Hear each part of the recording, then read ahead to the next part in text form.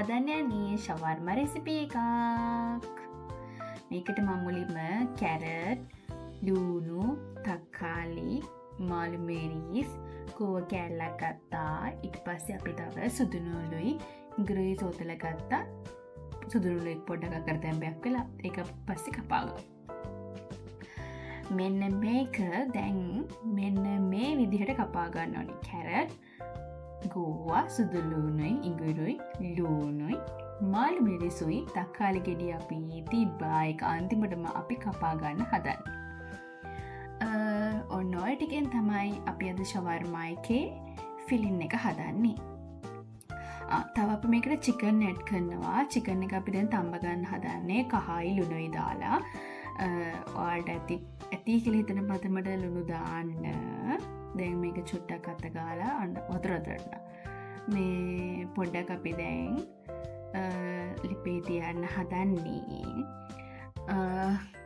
මදගින්නේ විනාඩි 5ක් 10ක් අතර මේක තැම්බෙන්න තියන්න.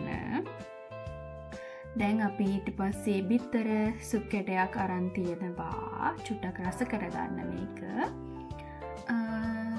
දැන් අපි හදමු.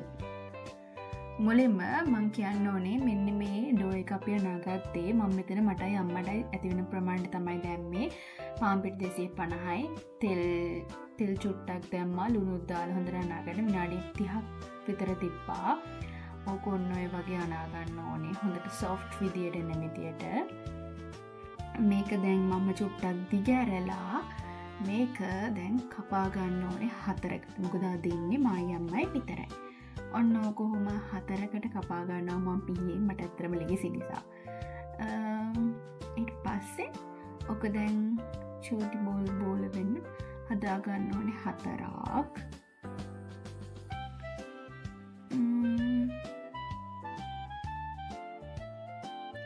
ඕකෙන් 3ක් දැන් ආපහු තිබ්බ භාජනයටම දාලා ඕක හොඳට චුට්ටක් දිගෑර ගන්න ඕනේ තුනී වෙන්න.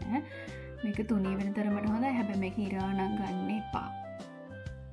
ඕක යන්තම් චුට්ට මේ වෙච්ච ගමන්ම මේ ඉරෙනවා වගේ. මට ඕක කවදාවත්ම මේ රවුන්ඩ් හෙඩ් හදාගන්න බෑ. ඊට පස්සේ අපි රොටි තැටිය තියලා මේකට තෙල් චුට්ටක් දාගෙන තැටිය රත් වුණාට පස්සේ අපි හදාගත්ත රොටිය මේකට දාගන්න ඕනේ. මේක චුට්ටක් ලා දුඹුරු වෙනකම් හොඳට තියාගන්න. ඔන්න ඔය විදියට. මේ තියෙන්නේ අපි තම්බපු චිකන් එක කෑලි වලට කඩලා මම මේක ගෑරුප්පුවෙන් තමයි කරේ. මේක දැන් අපි චුට්ටක් බැද ගන්න තමයි හදන්නේ. ඔන්න ඔය විදිහට චුට්ටක් බැදගෙන අපි ෆිලින් එක දාගන්න වෙනම තියාගන්නවා. දැන් මේ ඔගොල්ලන්ට කැමති භාජනයක් අරගෙන ඔකට සුදුනෝලු තෙල් ටිකක් දාලා සුදුනෝලුත් දාලා දැන් අපි ඒක ටික ගත්තේ මාළු මිරිස්. පොඩ්ඩක් ගින්දර අඩු කරගන්න. මගේ අතින් ගින්දර චුට්ටක් වැඩි වුණා. ඒක නිසා මම ගින්දර පොඩ්ඩක් අඩු කරා.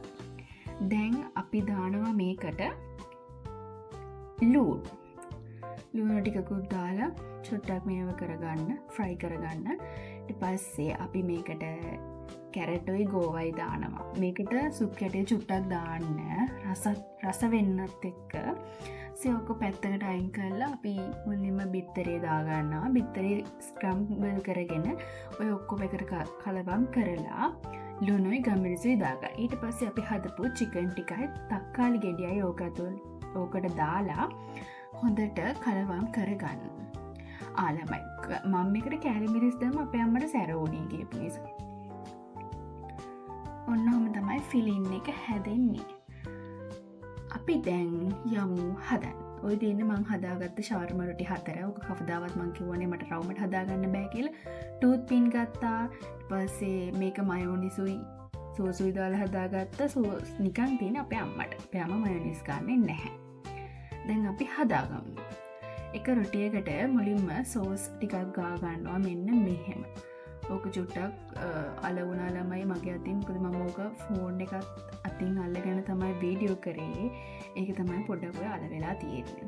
ඕක ලස්සනට ගා ගන්න මම වගේ නෙමෙයිනේ. දැන් ඊට පස්සේ අපි හදාගත්ත ෆිලින් එක ඔන්න වගේ පැත්තකට තියාගන්න. මේ තියාගෙන අපි දැන් මේක ඔන්න ඔහොම එළවලු එක දාලා වටේට රෝල් කරගන්න. රෝල් කරලා අන්තිමටම ටූත් පින් එකකින් ඔගොල්ලෝ ඕක දවට ගන්න. ළමයි ඔගොල්ලන්ට මේක ෆිලින් එක විදිහට චිකන් ඕනම කියල එකක් නෑ. ඔයාලට මේකට එක් විතරක් දාන්න පුළුවන්, සොසේජස් දාගන්න පුළුවන්, මීට් බෝල්ස්, මාළු ඕනම දෙයක් දාගන්න පුළුවන්. තව ඔගොල්ලෝ කැමති නම් ඔගොල්ලෝ ෆිලින් එක ගාලා ඊට උඩින් සලාද කොලයක් තියාගෙන ඊට පස්සේ අපිට පුළුවන් ෆිලින් එක දාගන්න. ඒකමත් රසයි. මට සලාද කොලයක් තිබුණේ නෑ. ඔය දැන් හදන්නේ මගේ ටික. මගේ ටිකට ඉන්නේ මයෝනීස් නේ. ඒක නිසා මම මයෝනීස් ටික දාලා ඔන්න ඔහොම හදාගන්නවා ෂවර්මා ටික.